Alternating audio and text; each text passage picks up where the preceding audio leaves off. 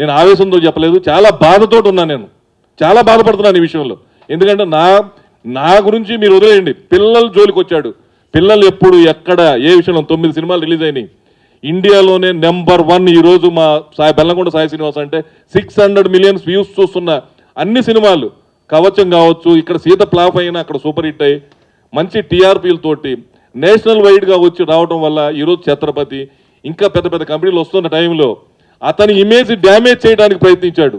అతని ముఖం ఎప్పుడన్నా మా అబ్బాయిని కలవటం కానీ, మా అబ్బాయిని చూడటం కానీ, ఫంక్షన్లో అవ్వచ్చు, ఇంకో చోట అవ్వచ్చు, ఎక్కడైనా సరే మా అబ్బాయిని కలిసింది లేదు. అలాంటి మా అబ్బాయి పేరు పెట్టాడు. ఈ విషయంలో మాత్రం నేను చాలా సీరియస్గా ఉన్నాను. అతని మీద చాలా సీరియస్ యాక్షన్ తీసుకుంటాను. నేను ఎప్పుడు కూడా ఎవడన్నా ఎలిగేషన్ చేస్తే నేను సైలెంట్గా ఎందుకురా బాబు అని కాంప్రమైజ్ చేసేసేవాడిని.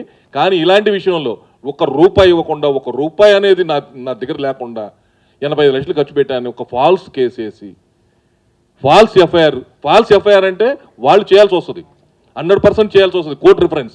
ఇది ప్రైవేట్ కంప్లైంట్. దయచేసి మీరు అందరూ అర్థం చేసుకోవాల్సింది ఒకటే, అది నోటీస్ నాకు రాలేదు, అతనికి నీ దగ్గర ఉన్న ఎవిడెన్స్ ప్రొవైడ్ చేయండి అని సిసిఎస్ నుంచి అతనికి వెళ్ళింది. మీ అందరికీ ఆ కాపీలు కావాలని నేను ఇస్తాను.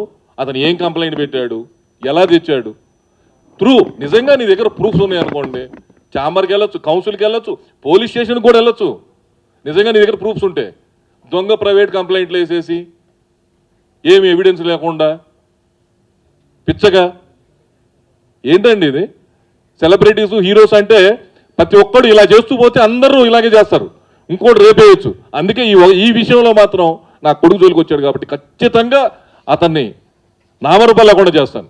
ఇన్లీగల్ కాదు, లీగల్గా ఈ విషయంలో మాత్రం అతను క్షమించను.